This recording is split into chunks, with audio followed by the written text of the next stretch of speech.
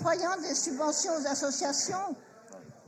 aux associations, comme sur les autres d'ailleurs, notre groupe reste constant dans sa position. Nous ne pouvons accepter que l'argent du contribuable soit dilapidé dans un saupoudrage de financement et nous combattons avec force une politique publique qui sera fondée sur le clientélisme. Bien évidemment, nous ne contestons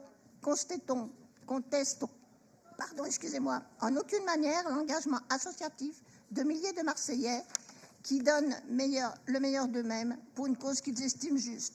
Je tiens ici à saluer tous ceux qui s'engagent sans compter, avec générosité et persévérance.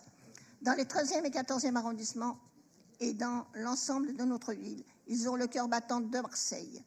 Pour autant, les subventions versées au cours de ce conseil atteignent une nouvelle fois un montant astronomique, 380 000 € uniquement pour les associations du 13-14. Dans un contexte budgétaire les plus tendus, est-il raisonnable de poursuivre une telle politique sans discernement? C'est précisément ces écarts de gestion qui vous ont conduit à augmenter la taxe foncière de 14 %, une hausse que subissent désormais chaque année les Marseillais propriétaires de leur logement. Monsieur le maire, sachez qu'il peine pour certains d'entre eux, toujours plus nombreux dans les fins de mois. Ces Marseillais nous disent qu'ils souffrent.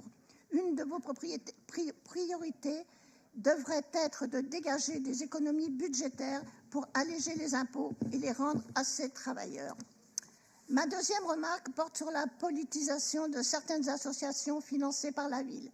Si la plupart remplissent les critères fixés pour obtenir un soutien, certaines ont dérapé ces derniers mois. Je rappelle qu'une association se doit de montrer une parfaite neutralité politique lorsqu'elle prétend à des financements publics. Force est de constater qu'à l'occasion des dernières élections législatives, cela n'a pas été le cas. Je prendrai l'exemple de la Ligue de l'enseignement, figurant parmi les associations bénéficiaires les plus importantes de ce conseil. C'est le 14, ça ? Il a ouvertement contredit la neutralité de ses statuts. Alors attention, c'est encore plus loin, ça. Hein, que ces statuts lui demandent d'exercer.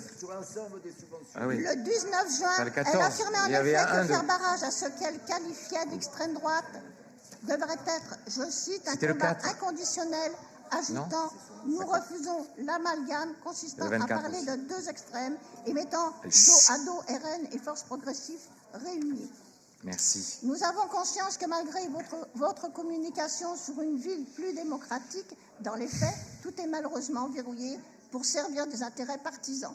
Nous, au sein du groupe Rassemblement Marseillais, notre unique obsession est de servir les Marseillais et de nous opposer avec force et sérénité à ceux qui vivent des fruits des impôts des travailleurs tout en les traînant dans la boue lorsqu'ils votent mal, selon leurs critères.